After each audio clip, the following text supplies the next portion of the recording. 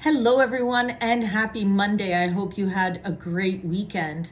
So, this week, there's a lot that's happened, and a lot of it being tied to a lot of the things that are happening as far as policy is concerned or lack thereof.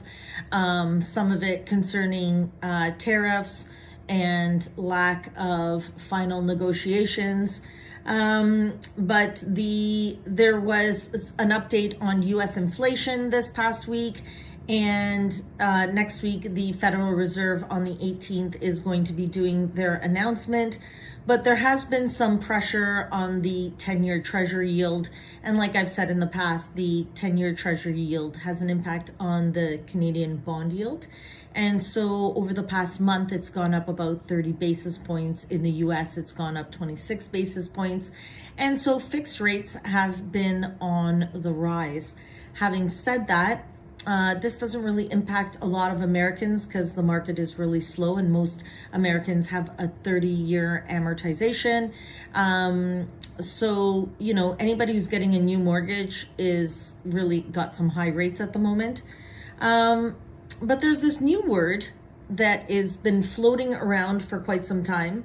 I've been hearing it for the past year. And we were always, there's a bunch of macro economists that are always like, let's just hope that that does not happen. And that word, you're going to start hearing probably over the next 6 months to 1 year, you're going to start hearing a word called stagflation. And stagflation is something that's not that great for an economy to have.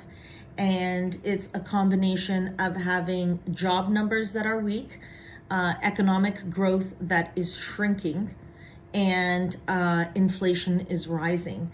And so the core inflation this past week, that was the announcement that was done, came in at 2.8. And remember, it's supposed to be, they're trying to keep inflation at 2%. So 2.8 is still elevated, and that's why they think that the Federal Reserve will not be decreasing rates next week.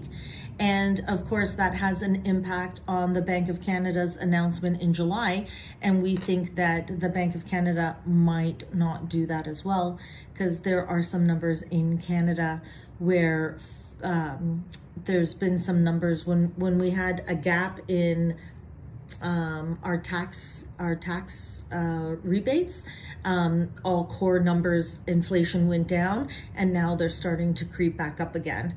So there's a problem with that. And then in the US, we have an issue where they give us these numbers and reports, but then what happens is a month later, they do what's called revisions. And so when the job numbers come out, they were really good. And then when the revisions come out, it actually shows that, they weren't so good. And so we always seem to be playing this catch up. And it's a bit of an interesting roller coaster ride, to say the least. So what you're going to be noticing over the next little bit, or over the summer, which might actually give us an opportunity to enjoy the summer if we have nice weather, is we're going to probably see that the Bank of Canada is going to be taking a summer break on interest rates.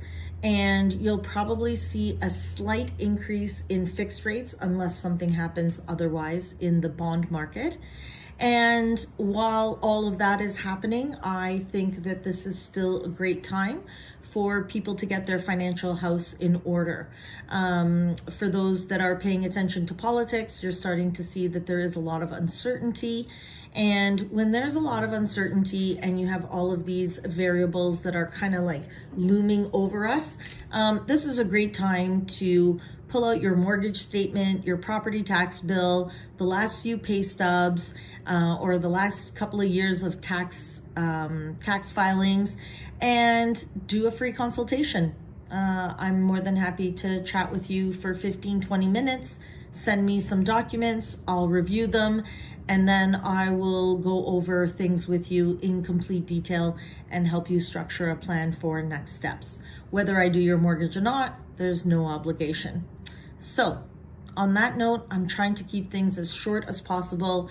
There's a lot of people that are on Facebook and on Instagram, sharing all the craziness that is happening across Canada. I recommend that you try listening to some independent journalists and who might otherwise report a little differently as opposed to just mainstream media. And I don't say that because I don't want you to believe mainstream media. I just want that you get this holistic approach as to what might be happening in the world. It's kind of like when you walk into the bank and you just believe everything that either the bank teller or the financial advisor tells you.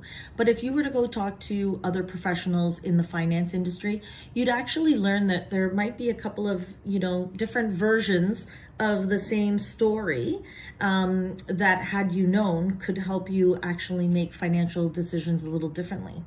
So have yourselves a great week, and I'll see you next week. Take care.